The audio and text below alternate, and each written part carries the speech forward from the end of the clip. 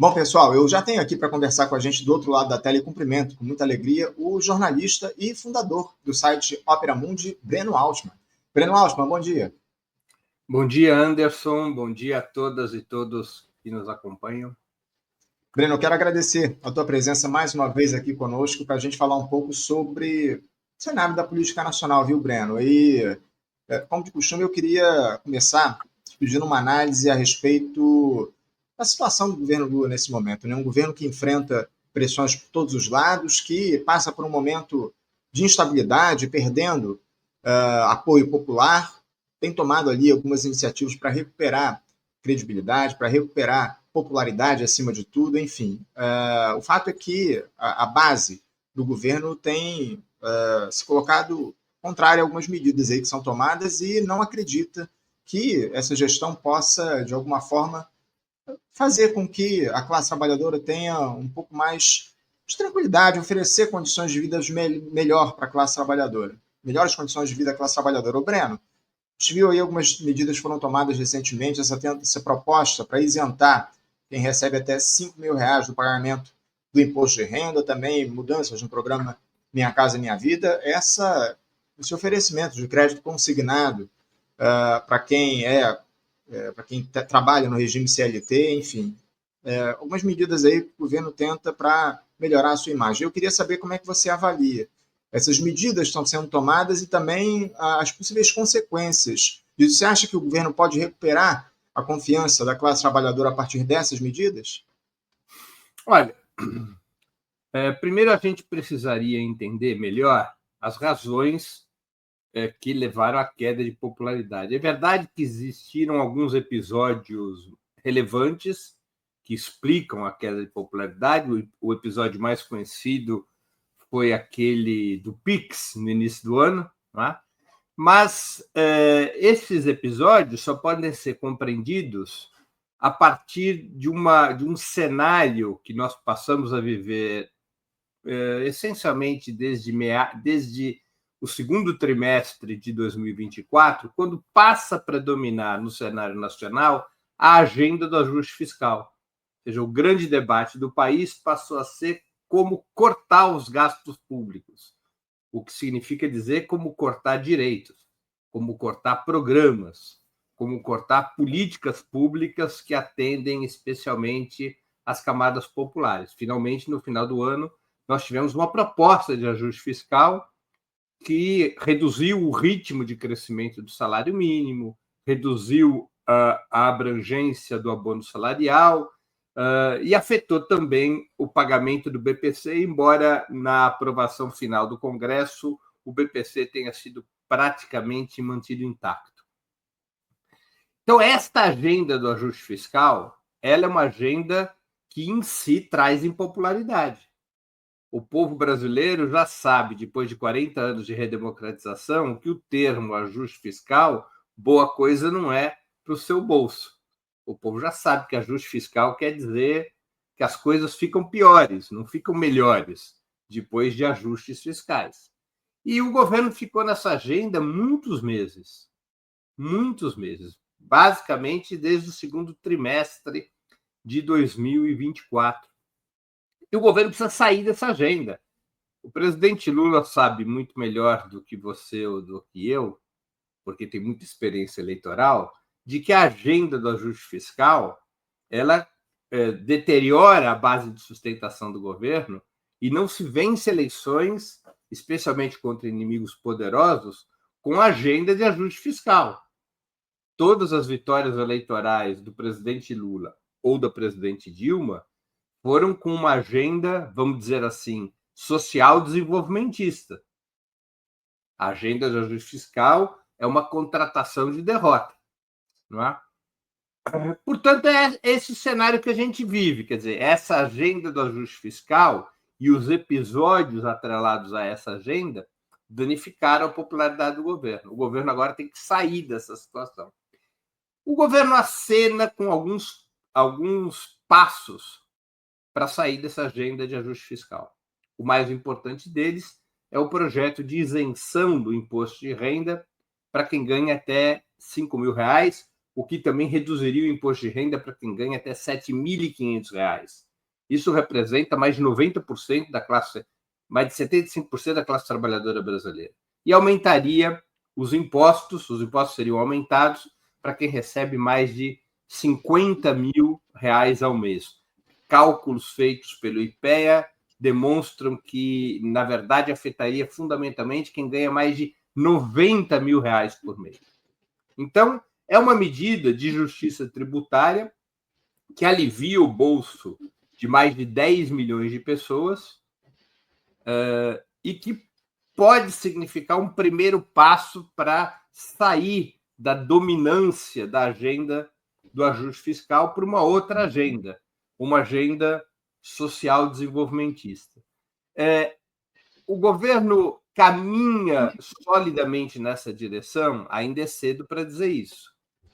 Nós temos visto alguns sinais a esse respeito. Repito, o do projeto de imposto de renda é o sinal mais sólido. A criação do empréstimo consignado para os trabalhadores seletistas também poderia ser um outro passo nessa direção, mas é um passo que tem problemas e precisa ver como é que essa situação se ajustará nas próximas semanas. Especialmente porque o governo não estabeleceu um teto de juros.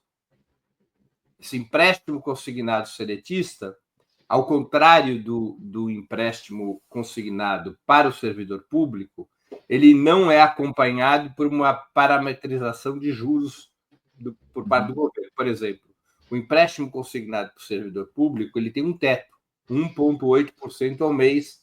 O teto foi estabelecido em janeiro, subiu, né, de 1,66% para 1,8% ao mês. O empréstimo para o trabalhador seletista não está com os juros tabelados pelo governo. O mercado livremente estabelecerá esses juros. E precisa ver se o feitiço não vira contra o feiticeiro. Ou seja, se algo que poderia melhorar a vida dos trabalhadores, porque, no mínimo, permitiria aos trabalhadores trocar dívidas com juros mais altos por dívidas com juros mais baixos, se isso não se voltará contra os trabalhadores na medida em que a taxa de juros for sendo fixada num patamar muito elevado. As primeiras notícias que se tem dos primeiros contratos não são alvissareiras.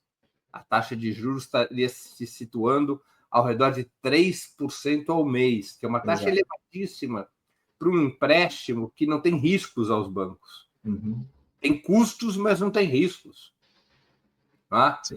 Porque ela é garantida pela multa de 40% do FGTS e por 10% do saldo do FGTS do próprio trabalhador. Então, o próprio trabalhador entrega com parcela do seu FGTS a garantia necessária caso o banco não receba aquele empréstimo.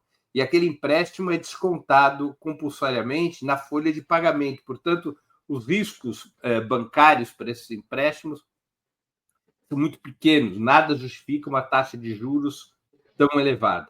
Então, precisa ver se esse segundo passo terá a repercussão esperada pelo governo. Isso. Pois é, ao que tudo indica, pelas primeiras notícias, pelas primeiras movimentações, a gente percebe que a taxa anual deve ficar na casa dos 40%, aí, 3% ao mês, talvez um pouco mais. Em termos de juros compostos, isso se situa ao redor dos 50% ao ano. Sim, muito bem lembrado, muito bem observado. Lembrar que é juros compostos, né? Então, 3% não é aritmético, 3 vezes, né? 3 sobre 3 sobre 3, 12 vezes. Exato. Então, isso deve levar aí a 52% de taxa anual. Mas, Anderson, ainda é cedo para a gente ter claro que esta é a taxa média que será cobrada, porque o volume de contratos ainda é relativamente pequeno. Houve muita consulta e, pelo menos, o número até ontem era de poucos contratos fechados, né? Então, é necessário ver, por exemplo, como é que os bancos públicos vão entrar na história, porque o Banco do Brasil e a Caixa podem entrar com juros mais baixos e esforçar os bancos privados a acompanhá-los, né? Ainda precisamos aguardar, digamos, algumas semanas para entender qual vai ser a taxa de juros média a ser cobrada. Agora, de toda maneira, foi uma concessão delicada, equivocada, na minha opinião, do governo, não ter estabelecido um teto de juros para esse tipo de operação, ter deixado ao sabor do mercado. Isso pode dar com os burros na água. É isso, é isso. Não, e também tem essa questão do endividamento das famílias, né, Breno? A gente percebe que as famílias estão cada vez mais endividadas aqui no nosso país e a proposta do governo é justamente oferecer crédito com juros sem um limite definido e que pode ampliar o quadro de endividamento. A gente vai voltar a falar disso daqui a pouquinho, Breno, porque eu queria já entrar no principal tema do país aí no dia de hoje, porque ontem o presidente Jair Bolsonaro e outras 7 pessoas que compõem um núcleo crucial da organização criminosa que tentou um golpe de Estado no país em 2022 se tornaram réus em decisão da primeira turma do Supremo Tribunal Federal ontem pelos crimes de abolição violenta do Estado Democrático de Direito, golpe de Estado, organização criminosa, dano qualificado ao patrimônio da União e também deterioração de patrimônio tombado. Os votos lá na primeira turma foram dados pelos ministros Alexandre de Moraes, que é o relator do caso, pelo ministro Flávio Dino, o Luiz Fux, Carmen Lúcia e também o Cristiano Zanin. Agora, os acusados passarão a responder a um processo penal que pode levar a condenações com penas de prisão, caso Bolsonaro, podendo chegar aí até a 40 anos de prisão. Enfim, os réus, Breno, são, além do próprio ex-presidente, o Alexandre Ramagem, que foi chefe da ABI, diretor da ABI, também a ABI, olha só, da ABIN, o almirante Almir Garnier, o Anderson Torres, ex-ministro da Justiça e Segurança Pública, os generais Augusto Heleno, Paulo Sérgio Nogueira e Braga Neto, além do coronel Mauro Cid. Breno, uma decisão esperada por unanimidade histórica, dá para a gente deixar isso de lado, ainda que a defesa do Bolsonaro tenha lá a esperança de anular a delação do Mauro Cid depois de uma fala que foi feita pelo ministro Luiz Fux, enfim, durante o julgamento nesse sentido. Eu queria uma análise do que é que a gente pode dizer sobre essa decisão do Supremo, Breno, e as suas consequências para o cenário político nacional. Jair Bolsonaro se torna réu por tentativa de golpe de Estado. Olha, Anderson, eu acho que a condenação provável de Bolsonaro ela é um fator de pressão sobre a principal incógnita do cenário político do país. Qual é essa principal incógnita? Como é que a direita se apresentará à disputa presidencial de 2026? Essa é a grande incógnita do cenário político. Nós sabemos como a esquerda se apresentará. A não ser que aconteça algum fato inesperado, o presidente Lula será candidato à reeleição. Nós também sabemos que a direita liberal não tem projeto próprio, ela não tem candidato próprio, com força, com viabilidade. Então, a questão principal, a incógnita central, é como que a extrema-direita, que contra a esquerda é a principal protagonista da vida política do país, como é que a extrema-direita irá se apresentar? Até o presente momento, o Bolsonaro tem insistido numa tática, digamos, isolacionista. Ou seja, ele será candidato até os 45 minutos do segundo tempo. Um pouco mimetizando, repetindo a tática de Lula em 2018. Tá? Lula foi candidato a presidente da República já estando preso. Lula é preso em 7 de abril de 2018 e ele registra sua candidatura presidencial tendo Fernando Haddad como vice em 15 de agosto de 2018 e só deixa de ser candidato quando o Tribunal Superior Eleitoral, se eu não me engano, nos primeiros dias de setembro, há 45 dias, 47 dias das eleições presidenciais, nos últimos dias de agosto, ou primeiros dias de setembro, o Tribunal Superior Eleitoral diz que Lula não pode ter a candidatura registrada e aí, então, Haddad assume o seu lugar. Mas o presidente Lula, naquele momento, levou sua candidatura até o final do jogo. Aparentemente, essa é a tática do Bolsonaro. Esta tática do Bolsonaro ela é isolacionista porque ela representa, na prática, que o bolsonarismo concorreria isolado, concorreria sozinho, não abriria pontes com outros setores da direita. esta tática empurra uma série de partidos de direita ou para terem candidaturas próprias, como é o caso do União Brasil, com a candidatura do Ronaldo Caiado, governador de Goiás, que já lançou seu nome junto com o Gustavo Lima, o cantor sertanejo, ou empurra esses partidos, ou parte desses partidos, é uma aliança com o presidente Lula. Facilita uma aliança desses partidos com o presidente Lula.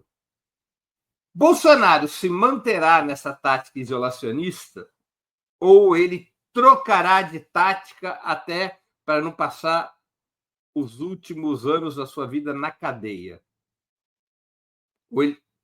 Ou ele trocará, portanto, para uma tática mais ampla, uma tática, por exemplo, que autorize Tarcísio de Freitas, um bolsonarista supostamente moderado, a ser o candidato, costurando alianças com o conjunto da direita. Mais ou menos como foi feito nas eleições municipais em São Paulo, quando Ricardo Nunes, atual prefeito, reeleito, construiu ao seu redor uma frente conservadora, uma frente ampla conservadora contra a candidatura de esquerda, que era a de Guilherme Boulos. Não é? O Ricardo Nunes foi apoiado por um espectro eleitoral que foi do MDB, de Simone Tebet, de Renan Calheiros, da família Barbalho, até o PL de Bolsonaro. Essa foi a frente ampla ao redor de Ricardo Nunes. Se Bolsonaro sai de cena, autoriza o Tarcísio de Freitas a ser o candidato no seu lugar, Tarcísio pode construir uma frente ampla conservadora, pode reunificar o campo conservador, que está dividido desde 2018. Ele pode reunificar o campo conservador contra o presidente Lula, retirando do presidente Lula partidos como União Brasil, Republicanos, PSD, e até mesmo bagunçando o MDB, embora o setor pró-Lula do MDB hoje seja predominante. Mas pode haver uma ampla frente conservadora contra o presidente Lula. Então, a maneira como o Bolsonaro irá se comportar resolve a grande incógnita de 2026. Ele terá uma candidatura raiz, para usar uma linguagem da moda, ele terá uma candidatura isolada do bolsonarismo, da extrema-direita pura e dura, ao redor do seu nome, colocando como vice, para repetir a fórmula do Lula em 2018, colocando como vice um filho, ou a Michele Bolsonaro, ou Bolsonaro jogará a toalha e acenará para a direita conservadora com apoio ao Tarcísio de Freitas e, em contrapartida, caso Tarcísio de Freitas seja eleito, o compromisso da direita será a anistia de Bolsonaro. Sim. Né? Então, para onde marchará Jair Bolsonaro? Por hora, ele está na tática isolacionista. Essa é uma tática que ajuda o presidente Lula. Ajuda o presidente Lula. Ele transferirá a sua tática para uma política mais ampla de aliança com o conjunto do campo conservador? Vamos ver as cenas dos próximos capítulos logo mais. E você me dá um mote perfeito, Breno, para a gente entrar no tema principal aqui, pelo menos, que a gente colocou para a nossa entrevista, porque essas movimentações que o Bolsonaro deve fazer ao longo dos próximos tempos, enfim, dos próximos meses, as decisões que ele vai tomar em relação a um eventual apoio a esse ou aquele candidato, como você muito bem colocou, vai mexer no tabuleiro político do nosso país. Partidos que hoje apoiam o governo do presidente Lula, muito provavelmente poderiam embarcar ali numa candidatura do Tarcísio de Freitas, enfim. A grande aliança foi construída lá em 2022 justamente com o objetivo, ou pelo menos no discurso, de derrotar o Jair Bolsonaro e reconstruir o país. Num cenário como esse, do Bolsonaro condenado e apoiando o Tarcísio de Freitas, e a gente naturalmente tendo um caminho aí aberto para esses partidos que hoje apoiam o Lula partirem para uma opção mais à direita. Isso, de alguma forma, poderia obrigar, entre aspas, que o governo Lula se posicionasse mais à esquerda, deixasse um pouco de lado essas medidas que dialogam com a lógica neoliberal tomadas pela equipe econômica, um eventual afastamento desses partidos que poderiam ir para embarcar nessa candidatura do Tarcísio de Freitas, faria com que o governo Lula obrigaria, entre aspas, o presidente a tomar uma postura mais à esquerda, dialogar mais com a classe trabalhadora? Como é que você vê esse tabuleiro a partir disso? Olha, Anderson, eu não vejo uma relação direta entre as duas coisas. Uhum.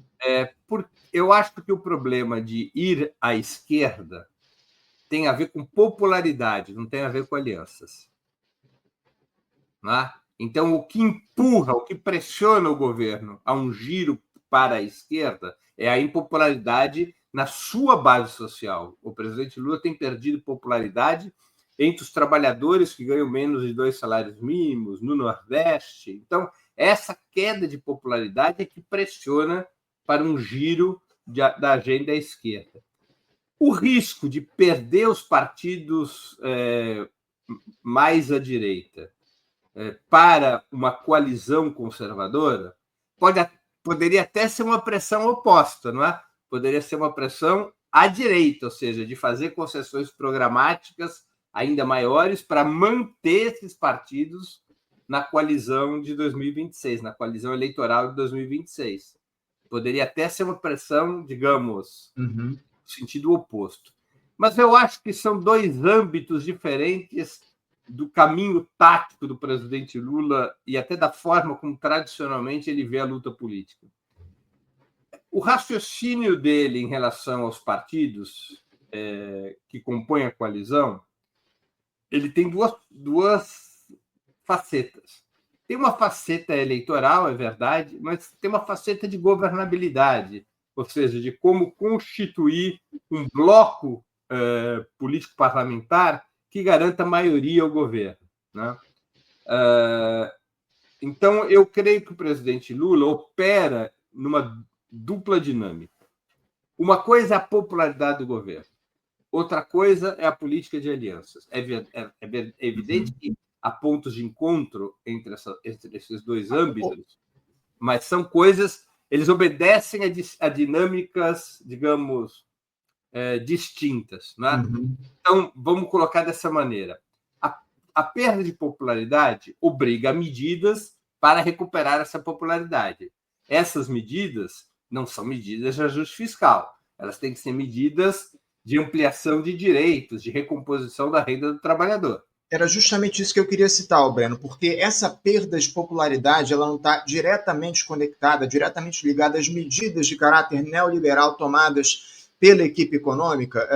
No caso, para que o governo recupere popularidade, ele teria, acima de tudo, que abandonar essa agenda neoliberal e adotar medidas mais progressistas, mais à esquerda? Não tenho nenhuma dúvida disso. Nós temos que entender que o governo Lula é um governo no qual duas agendas diferentes estão em permanente disputa.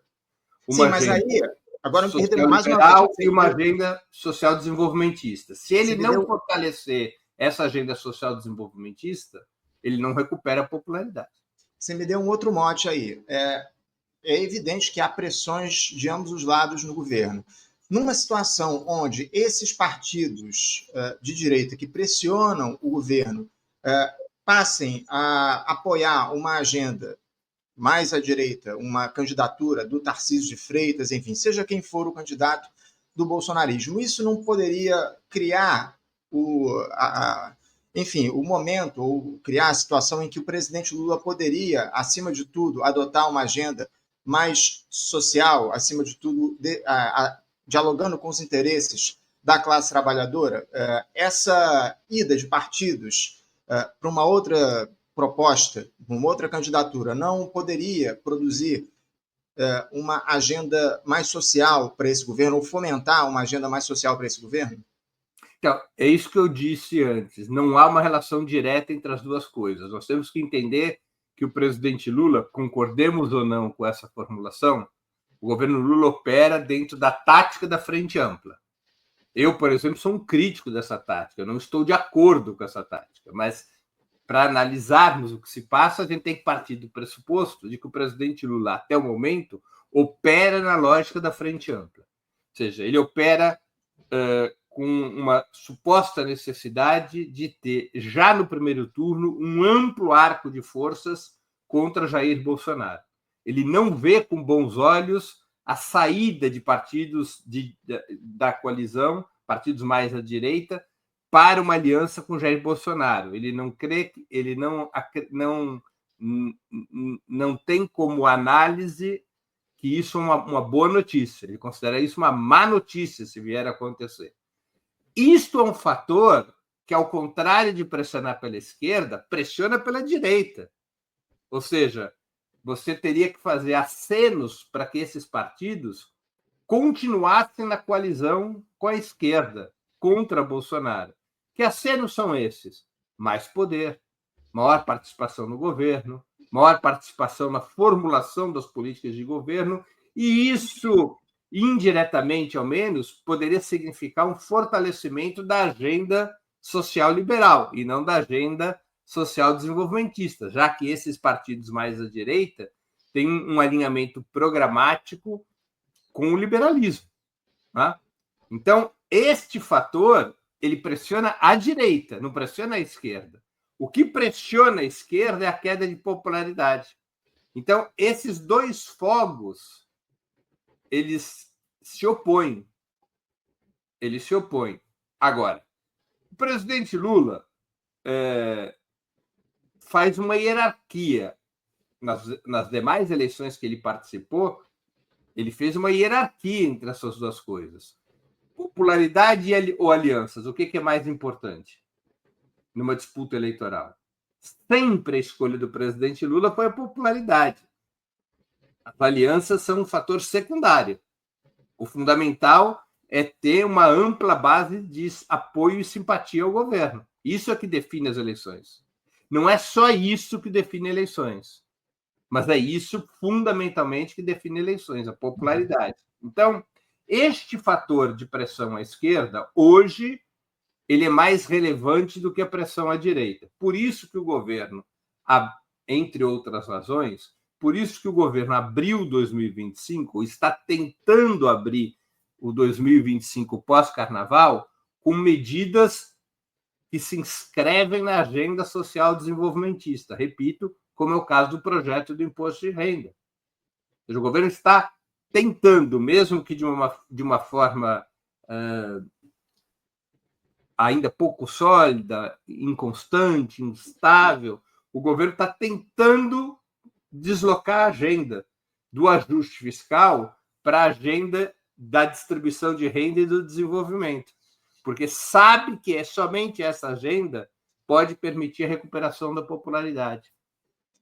Então, Breno, vamos lá. Eu vou tentar explicar o meu pensamento aqui. Para mim, isso é um ciclo vicioso. Se a gente tem um cenário onde a direita pode sinalizar o abandono do governo a partir da costura de uma nova aliança mais à direita, seja Tarcísio de Freitas, ou seja quem for. O próprio progressista, o partido do Ciro Nogueira, já disse que não apoia o governo do presidente Lula nas eleições do ano que vem. O presidente teria, para tentar sustentar essa grande aliança, ele teria que tomar medidas mais à direita, o que faria que a popularidade dele caísse ainda mais. Ou seja, para ele sustentar a governabilidade e a grande aliança, ele teria de colocar em risco o pouco de popularidade que ele ainda tem. Então, o meu questionamento é justamente nesse sentido. Num cenário onde esses partidos ameacem abandonar a grande aliança, desfazer, implodir essa grande aliança, o Lula tendo de fazer mais cessões, mais concessões a essa turma, ele não se veria obrigado, num cenário como esse, perdendo popularidade, a fazer uma escolha. Ou eu tento uma aliança com a classe trabalhadora, à esquerda, ou eu acabo de vez com as minhas chances de reeleição e cedo tudo à direita. Esse é o meu questionamento. O Lula não ficaria ali uma espécie de escolha de Sofia entre abandonar um lado ou abandonar o outro para tentar se manter, porque, tudo indica, a perda de popularidade dele adotando medidas mais à direita praticamente inviabilizaria uma reeleição dele. Perfeito. Temos total acordo em relação a isso. Por isso que eu estou dizendo, são duas forças, são duas pressões opostas. Uma pressão à esquerda e outra pressão à direita. A queda de popularidade pressiona a esquerda. o risco de perder as alianças pressiona a direita. O presidente Lula terá que escolher entre enfrentar prioritariamente a popularidade ou enfrentar prioritariamente o risco de perder alianças. Se nós olharmos para o histórico do presidente Lula, a aposta é clara. Ele olhará prioritariamente para a perda de popularidade. Já o está fazendo. Até porque ele sabe, repito, melhor do que nós, que um fator determinante para as alianças é a popularidade. Partidos fisiológicos não abandonam um barco popular, não abandonam um governo popular. Então, se o governo começa a ter sua popularidade em ascensão, isso pode paralisar a própria candidatura do Tarcísio. Por que o Tarcísio largaria uma reeleição quase certa em São Paulo, no primeiro turno, aos 50 e poucos anos de idade, para disputar eleições presidenciais contra o maior campeão de votos que o país já teve? Né? Se a popularidade do presidente Lula se recupera nos próximos meses, até a candidatura do Tarcísio pode se paralisar. As forças integrantes dos partidos mais à direita podem optar por continuar com o governo, mesmo que a agenda tenha se deslocado à esquerda, para ser sócio, para serem sócios de um governo que acena com a vitória em 2026. Então, eu não tenho dúvidas, Anderson, eu me surpreenderia muito se a escolha principal do presidente Lula, se a prioridade principal do presidente Lula não fosse resolver o problema da popularidade. E, portanto, isso significa deslocar a agenda à esquerda. Repito, isso já está acontecendo. Está acontecendo de uma forma sólida, planejada, consistente? Ainda não. Mas já começa a haver um deslocamento à esquerda da agenda. Até o discurso do principal capitão do ajuste fiscal, que é o ministro Fernando Haddad, até o discurso de Fernando Haddad já está mudando.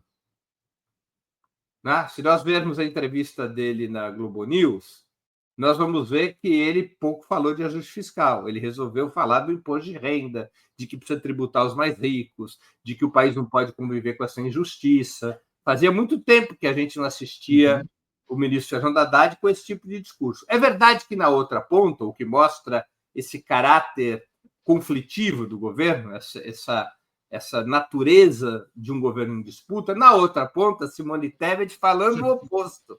Era o que eu ia dizer. Falando o oposto, porque ela representa o pensamento desses partidos mais à direita. Ela não está subordinada politicamente ao presidente da República e ao PT. Ela representa o pensamento de partidos da burguesia que são favoráveis ao ajuste fiscal, que estão dentro do governo. Então, a Simone Tebet não apenas falou em novo ajuste fiscal, como falou numa trapaça, né? Quer dizer, um ajuste fiscal que se realizasse na calada da noite, entre as eleições de 2026 e a posse do novo governo. Exato. Então, há setores dentro do governo que não estão satisfeitos com esses primeiros sinais de deslocamento da agenda à esquerda. Para nós, esse deslocamento pode ser insuficiente ou pouco sólido, mas para outros setores que estão dentro do governo, esse deslocamento é inaceitável. Então, essa é a disputa que está no cerne do governo. Há setores que são contrários a esse deslocamento e que já manifestam sua contrariedade. Então, o governo, vamos usar uma imagem marítima, porque está proibido para nós brasileiros usarmos imagens futebolísticas, né? Não estamos em condições de usar imagens futebolísticas. É verdade. Vamos usar uma imagem marítima. O governo é um transatlântico. Ele não é um barquinho. Tá? Uma pequena força política, um pequeno partido político, ele pode fazer uma mudança de rumo de uma hora para outra, porque o volume da matéria a ser deslocada é pequeno. Um governo, uma força política como o PT, um governo amplo, no qual outros partidos além do PT estão presentes, o governo é um transatlântico. Ele não faz uma mudança de uma hora para outra. Ele faz uma mudança lenta. Tá? Então, o governo começou a emborcar à esquerda. seja, ele começou a deslocar sua agenda à esquerda. É uma manobra ainda sutil, é um giro ainda, repito, inconsistente, não dá para visualizar ainda um plano marítimo sólido, mas o combate à impopularidade só pode ser feito pela esquerda. O presidente Lula não está com problemas nas camadas médias altas da sociedade. Se ele tivesse com problema nas camadas médias altas da sociedade, poderia surgir a seguinte argumentação: olha, o governo precisa girar à direita ou girar ao centro, como se diz hoje eufemisticamente, o governo precisa girar ao centro porque está perdendo as camadas médias. Não, não é disso que se trata. O governo está perdendo base entre os trabalhadores. O governo está perdendo apoio na sua base social. Então, o governo precisa recuperar a agenda social desenvolvimentista, distribuição de renda, distribuição de riqueza, desenvolvimento nacional, para reagrupar a sua base. Então, isso não é uma novidade. Nós não estamos aqui colocando um ovo de Colombo de pé. Isso aqui foi assim em todas as disputas eleitorais. Não é uma novidade a situação atual. O presidente Lula também perdeu muita popularidade em 2005, quando teve o mensalão. Né? A presidenta Dilma teve uma reeleição duríssima em 2014. Né? Então, a agenda que reagrupa forças à esquerda é a agenda social desenvolvimentista, não é a agenda social liberal. Então, o governo já se inclina em direção à agenda social desenvolvimentista. Por isso que a burguesia grita. Os editoriais dos jornais, os porta-vozes do mercado começam a dizer: o presidente Lula, mais uma vez, está optando pela gastança, mais uma vez está derramando rios de dinheiro para tentar se reeleger. Os ataques vão ser duríssimos. E ataques que não são só fora do governo. Tem ataques dentro do governo, como é o caso da Simone Tebet. Breno, há controvérsias em relação a isso que você traz aqui para a gente, que há um início de um movimento do governo indo ou deslocando a sua agenda à esquerda. E, a partir disso, eu vou trazer o questionamento de um espectador nosso que dialoga com aquilo que a gente trouxe ainda há pouco a respeito do crédito consignado. O João Vitor, ele pergunta aqui o seguinte: Breno, desculpa, mas a medida do empréstimo do Lula, tirando o do trabalhador, sobrenome o FGTS, é uma medida à esquerda. Ele pergunta se essa medida, esse crédito consignado que é cedido aí pelo governo aos trabalhadores CLT, seria uma medida que indicaria um deslocamento à esquerda da agenda econômica, da agenda do governo. Vamos lá. Eu considero que a expansão de crédito a juros mais baixos para os trabalhadores é uma medida progressista, não é uma medida reacionária, é uma medida à esquerda, não é uma medida à direita. Nós temos que levar em conta um dado que você mesmo apresentou aqui no programa, que uma boa parte da classe trabalhadora está endividada. Se o governo consegue reduzir os juros que a classe trabalhadora paga, isso é um avanço, não é um retrocesso. Não é um retrocesso, é um avanço. Poderiam haver medidas mais avançadas que reduzissem o endividamento da classe trabalhadora? Poderiam. Mas esta medida reduz o que as famílias pagam, ou potencialmente reduz, ou poderia reduzir, o que as famílias pagam de juros. Há problemas em colocar o FGTS como garantia? Veja, qual seria a alternativa? Qual outra garantia poderia ser oferecida para reduzir as taxas de juros? E para haver oferta de crédito. Porque não adianta você reduzir a taxa de juros e não ter oferta de crédito. Que outra medida poderia ser colocada no lugar? Que outro tipo de garantia podia ser oferecida? É uma garantia sensível essa parte do FGTS? Veja, não é o FGTS inteiro que está sendo colocado como garantia. Nós temos que nos lembrar disso na informação. Nós estamos falando da multa por demissão e de 10% do FGTS de cada trabalhador. Então, é uma parcela do FGTS. Haveria outra garantia que poderia ser colocada no lugar? Que outra garantia seria essa? Agora, o problema dessa medida, eu não acho que esteja na expansão do crédito, acho que ela é positiva. Eu não acho que esteja na garantia oferecida, porque eu, pelo menos na minha ignorância, não consigo ver outra garantia possível, além do FGTS. Ninguém apresentou outra garantia possível. Agora, qual é o grande problema, Anderson? O que tem de negativo nessa proposta? Não ter teto de juros. Você pode fazer tudo isso e os juros continuarem altos. E acabar levando a uma situação de inadimplência por parte da classe trabalhadora, provocando a perda de uma parte maior do seu salário. Tá?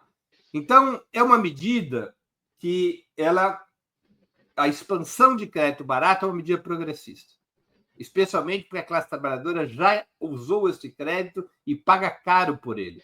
A maior parte das pessoas que está tomando esse empréstimo, nos contratos que já foram feitos, elas não estão utilizando esse crédito para o consumo. Elas estão usando esse crédito para trocar dívida cara por dívida mais barata. Isso ajuda a classe trabalhadora.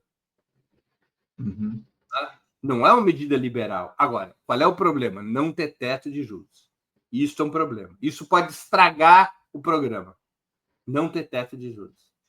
Breno, eu queria passar aqui o nosso debate para a discussão em torno das disputas que estão havendo dentro do Partido dos Trabalhadores. O PT passa por um momento difícil, digamos assim, na sua história, diante dessas disputas que estão colocadas com alguns, inclusive dos seus principais quadros, cedendo aos interesses do neoliberalismo pela chamada agenda de governabilidade para o presidente Lula.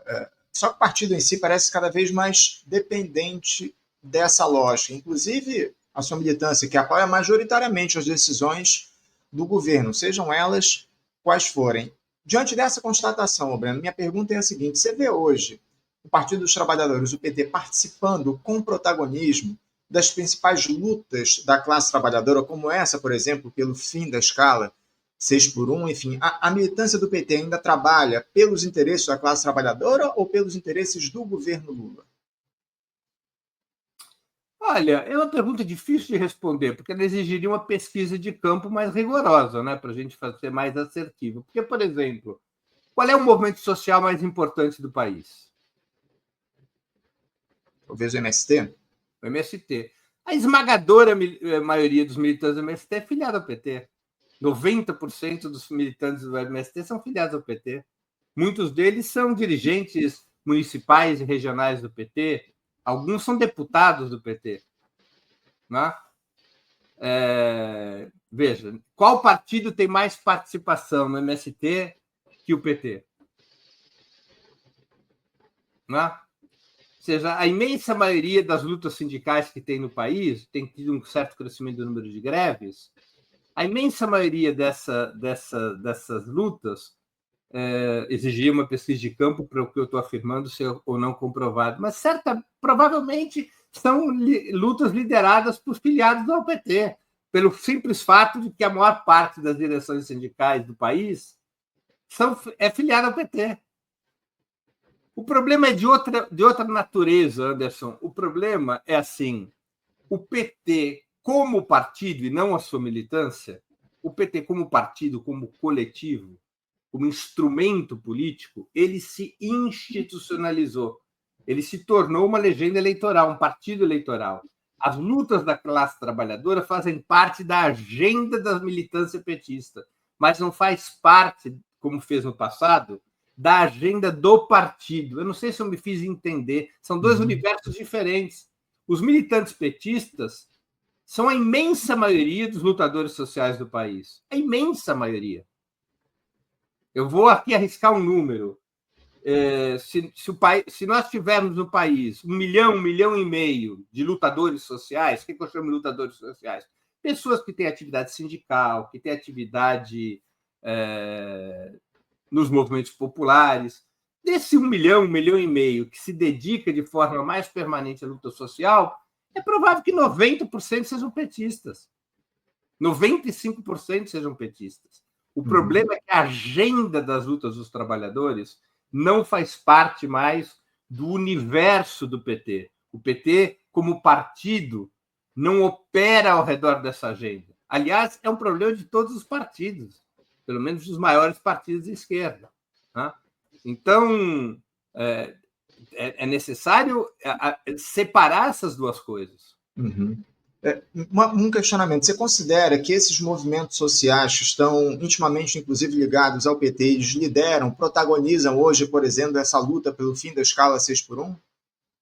O fim da escala 6x1, ela deve ser estimulada como uma luta prioritária, mesmo com algum atraso. A direção do PT, já que você perguntou sobre o PT, a direção do PT, a bancada parlamentar do partido, definiu como prioritários. Isso vai sendo incorporado ao discurso do PT. Agora, ela tem uma característica, né?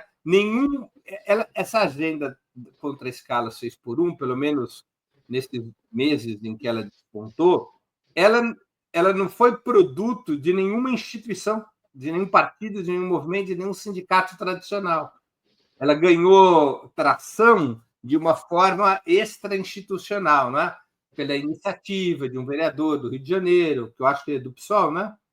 Isso. Eu esqueci o nome dele. Como é que ele chama? Eu vou trazer aqui, eu também esqueci o nome dele, já trago aqui. Eu me esqueci do nome dele, e, enfim, ganhou tração nas redes sociais, ainda não Rick Azevedo. Rick Azevedo, então e aí é um fato que se consolidou fora dos partidos, fora dos movimentos sindicais tradicionais, fora dos movimentos populares, e esses atores estão se alinhando ao redor dessa bandeira agora, que eu acho que deve ser prioritária. E eu acho que o governo, aí sim nós passaríamos a ver uma consolidação do giro à esquerda. Eu espero que o governo, no mês de abril, abrace essa bandeira e transforme essa bandeira no grande discurso do Lula para o 1º de maio. Eu espero que isso aconteça. Se isso acontecer, eu ficarei mais aliviado. O giro à esquerda estaria se consolidando. Se isso não acontecer, eu fico mais preocupado. No PT, essa adesão à luta contra a escala 6x1 já está acontecendo. Se você olhar as resoluções da bancada na Câmara dos Deputados, da direção nacional do PT, isso já está acontecendo. Agora, no governo, não. No governo, a gente ouviu uma declaração muito ruim do Luiz Marinho no início, ouviu uma boa declaração da Gleisi ontem, né? Ontem ou antes de ontem, a ministra Gleisi Hoffmann recebeu a Erika Hilton. A PEC contra a escala 6x1, ela é de autoria da Erika Hilton, do PSOL. Então, a ministra de Relações Institucionais recebeu a Erika Hilton e manifestou-se, através das suas redes sociais, favorável ao fim da escala 6x1, favorável à aprovação da PEC. Né? É a primeira vez que uma autoridade ministerial se manifesta a favor da PEC. Né? Então, pode ser um sinal, oxalá seja um sinal, de que o governo esteja se preparando para apoiar aberta e publicamente a PEC contra a escala 6x1, que ainda não está consolidada nem no movimento sindical. Né? Quer dizer, você vê aí uma hesitação de setores do movimento sindical em aderir a essa luta. Mesmo na CUT, não está pacificado a luta contra a escala 6x1. Não é porque a CUT seja favorável à escala 6x1. É porque há uma discussão que ela é muito antiga, Anderson. Ela vem dos anos 80, porque tem muita influência no movimento sindical. Eu digo isso porque eu, durante muitos anos, participei do movimento sindical, da imprensa sindical, eu acompanhava essas discussões, eu achava isso uma barbaridade nos anos 80. Mas existe uma certa influência no movimento sindical, uma influência liberal no movimento sindical, que já existia nos anos 80, que é a luta pela livre negociação. Então, que o grande problema do movimento sindical é tirar o governo das relações entre o patrão e o empregado, entre os patrões e os trabalhadores, para que essa luta ocorra de forma direta, sem intervenção do governo. Se essa luta acontecer de forma direta, os trabalhadores tendem a ganhar, porque a luta sindical imporia aos patrões maiores concessões. Essa é uma visão totalmente deturpada. Não é? Ou seja, é historicamente provado aqui no Brasil que as conquistas da classe trabalhadora dependem do governo estar alinhado às suas reivindicações. Então, quando a classe trabalhadora tem acesso ao governo, mesmo com todas as dificuldades e constrangimentos e limitações desse governo, É essencial que esse governo assuma as reivindicações da classe para poder haver avanços. Mas há uma lógica de que, se o governo estabelecer por lei uma outra escala, isso limita a luta da classe trabalhadora, porque tem setores que já não têm a escala 6x1 e que não vão poder lutar por uma melhoria dessa escala.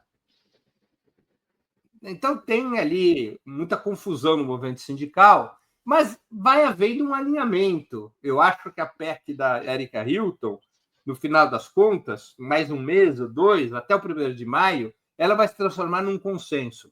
Se o governo abraça essa tese, se o governo abraça a PEC da Erika Hilton, se isso passa a fazer parte do discurso do Lula para o 1º de maio, se isso passa a ser a bandeira ou uma das bandeiras do 1º de maio, isso é uma mudança importante no cenário político e na tática do governo.